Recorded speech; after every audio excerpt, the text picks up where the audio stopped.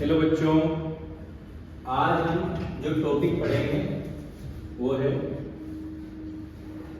Some basic concepts of chemistry. तो हमें आज ज़्यादा नहीं पढ़ना, बेसिक कॉन्सेप्ट होते हैं जो केमिस्ट्री में, उनके बारे में डिस्कस करना है। तो देखो, कोई भी एटम होता है तो उसके अंदर इलेक्ट्रॉन, प्रोटॉन और न्यूट्रॉन्स होते हैं, तो उनके बारे में बात करना है। तो सबसे पहले इलेक्ट्रॉन, प्रोटॉन और न्यूट्रॉन। इलेक्ट्रॉन जो होता है वो नेगेटिवली चार्ज होता है, प्रोटॉन पॉजिटिवली चार्ज होता है और न्यूट्रॉन न्यूट्रल होता है। ये तीनों पार्टिकल्स जो है वो मिलके एक एटम का फॉर्मेशन करते हैं। फिर जो ये एटम्स हैं, बहुत सारे एटम्स मिलके ये किसी मॉलिक्यूल का फॉर्मेशन करते हैं। फिर मॉलिक्यूल्स मिलके कंपाउंड का फॉर्मेशन करते हैं। ठीक है, इसके बाद जो है मॉलिक्यूल के बाद हम जो पढ़ेंगे वो है मॉलिक्यूल। ठीक है, तो देखिए, कोई भी एटम होता है तो उसका मास होता है वो प्रोटॉन और न्यूट्रॉन के कारण। ठीक है, अभी जो पहला एटम लेते हैं वो लेते हैं हम सबसे बेसिक, जिसके बारे में बात करनी वो है कार्बन 6C12। ठीक है, देखो जो ये 6 है, ये इसका एटॉमिक नंबर है, और 12 है तो इसका मास नंबर है। ठीक है, किसी भी एटम में जितने एटॉमिक नंबर होते हैं उतने ही इलेक्ट्रॉन होते हैं और उतने ही प्रोटॉन्स होते हैं। तो देखिए, इलेक्ट्रॉन्स जो होते हैं वो भी एटॉमिक नंबर के बराबर होते हैं, प्रोटॉन जो होते हैं वो एटॉमिक नंबर के बराबर होते हैं।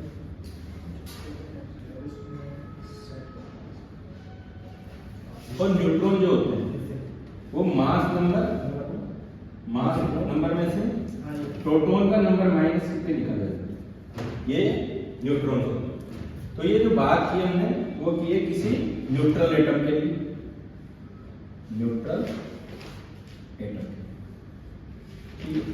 तो किसी न्यूट्रल एटम में जितना एटॉमिक नंबर होगा वही उतने उसमें इलेक्ट्रॉन होंगे, जितना एटॉमिक नंबर होगा उतने उसमें प्रोटॉन्स होंगे। और न्यूट्रॉन्स का नंबर निकालना है तो मास में से प्रोटॉन का नंबर माइनस करना है। दूसरा एक और एटम लेते हैं ऑक्सीजन।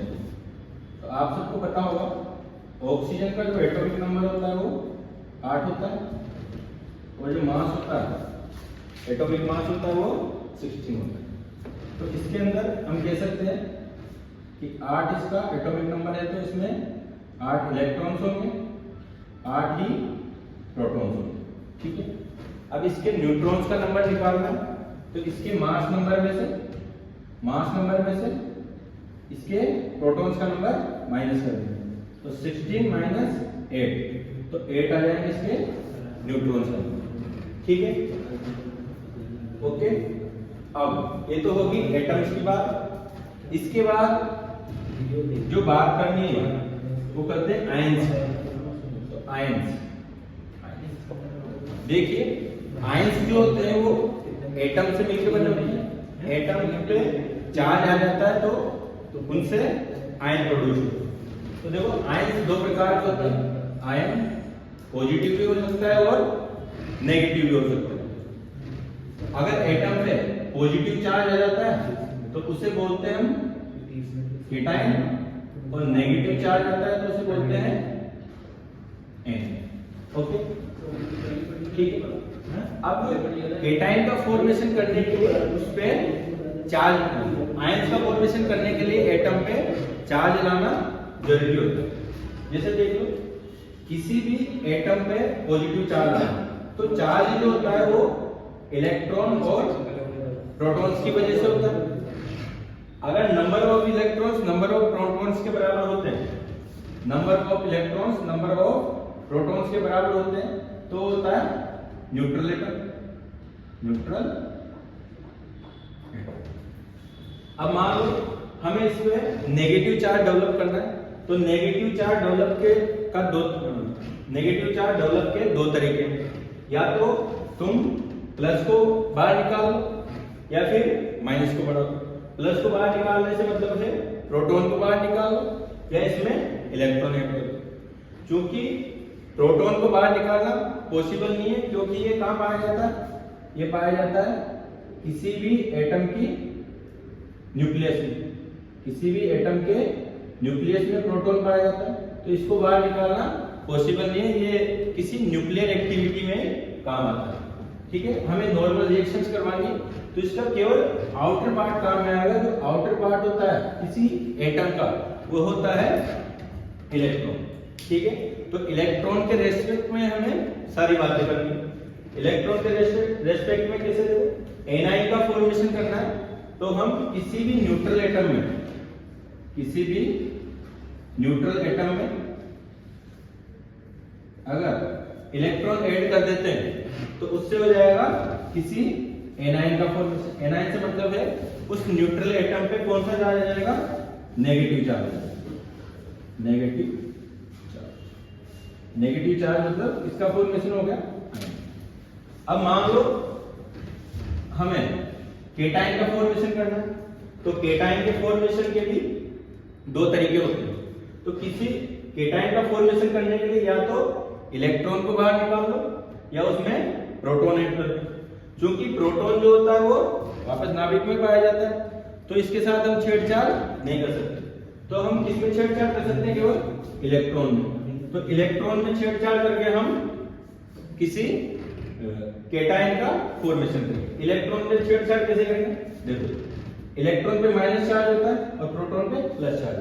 तो प्लस चार्ज को बढ़ाना है तो माइनस को कम कर देंगे तो प्लस चार्ज ऑटोमेटिक बढ़ जाएगा। तो न्यूट्रल एटम में से अगर माइनस चार्ज को हम बाहर निकालते हैं, माइनस चार्ज से मीन्स इलेक्ट्रॉन को बाहर निकालना है, तो जो बनेगा वो होगा positive charge atom. Positive charge atom मतलब आयन, और इसका नाम हो जाएगा केटाइन। ठीक है, तो इस प्रकार से हम आयन का फॉर्मेशन करते हैं। तो देखो पहला आयन लेते हैं,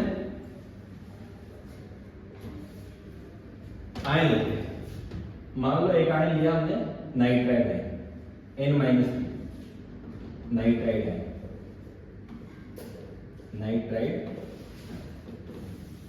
तो ये नाइट्राइड आयन है, इस पे -3 चार्ज मतलब इस पे 3 चार्ज डेवलप हो चुका है। और कौन सा है वो चार्ज, माइनस का है। तो माइनस का चार्ज किससे डेवलप होता है, इलेक्ट्रॉन से। मतलब हमने नाइट्रोजन में जो न्यूट्रल एटम है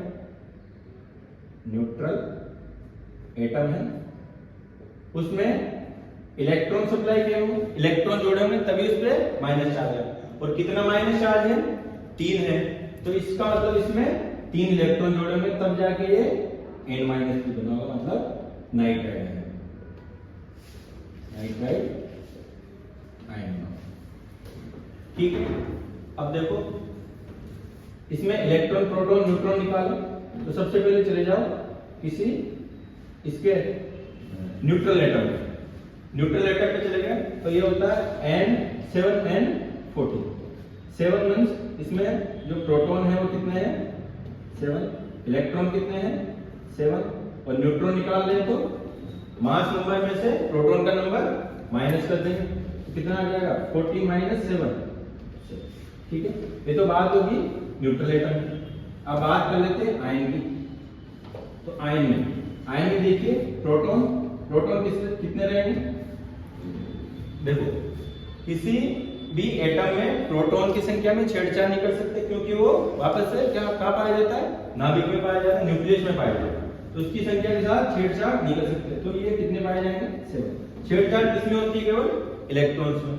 तो ये आयन है, इसमें 3 इलेक्ट्रॉन्स जोड़ दिए हमने न्यूट्रल एटम में, तो 7 + 3, तो इलेक्ट्रॉन्स कितने हो गए, 10। ठीक है, न्यूट्रॉन कितने होंगे, ये वापस से होंगे, ठीक है। तो ये बात आ गई नाइट्राइड आयन की। ये नाइट्राइड आयन है, उस पे कौन सा चार्ज है, माइनस चार्ज है। माइनस चार्ज है जिसको क्या बोलेंगे हम बोलेंगे इसको एनायन, ठीक है। अब इसके चार्ज की बात कर लेते हैं। तो इस पे -3 चार्ज है। अब देखो एक इलेक्ट्रॉन पे कितना चार्ज होता है, एक इलेक्ट्रॉन पे चार्ज होता है 1.6 into 10 to the power -19 coulomb, ठीक है, इतना होता है। अब देखो इस नाइट्राइड आयन पे कितना चार्ज है, -3, मतलब इसके पास एक्सेस में कितने इलेक्ट्रॉन है, 3 इलेक्ट्रॉन। तो 3 इलेक्ट्रॉन की वजह से इस पे कितना चार्ज आ जाएगा, 3 into 1.6 into 10 to the power -19 coulomb, मतलब ये हो जाएगा 4.8 into 10 to the power -19 coulomb. तो इतना चार्ज होता है किसी नाइट्राइड आयन, ठीक है। ये तो बात होगी एनायन की। अब बात कर लेते हैं किसी केटाइन की। कोई केटाइन ले लेते हैं, जैसे Na+ ले लिया, सोडियम केटाइन ले लिया, ठीक है। तो सबसे पहले बात करते हैं इसकी न्यूट्रल एटम की। तो न्यूट्रल एटम होगा Na7 ठीक है। 7 का मतलब इसमें जो प्रोटॉन है वो कितने हो जाएंगे, 7, एटॉमिक नंबर 7 मतलब प्रोटॉन 7। अब ये न्यूट्रल एटम है तो इलेक्ट्रॉन भी कितने हो जाएंगे, 11। एटॉमिक नंबर कितना होगा इसका, 11।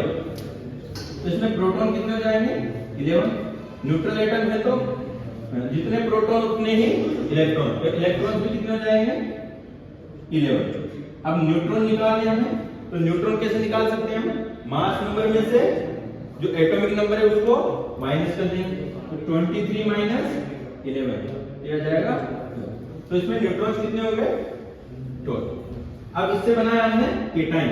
केटाइन कब बना, जब इसमें से एक इलेक्ट्रॉन बाहर निकाल दे, एक इलेक्ट्रॉन बाहर निकाल दिया तो ये बन गया Na+। अब इसमें बात करते हैं। तो देखो Na+ हो गया, एक इलेक्ट्रॉन बाहर निकाल दिया, तो प्रोटॉन कितने हैं यहाँ पे, 11, ठीक है। इलेक्ट्रॉन कितने हो जाएंगे, एक इलेक्ट्रॉन कम होगा न्यूट्रल एटम में से, तो 11 - 1 तो कितने हो गए, 10 इलेक्ट्रॉन्स।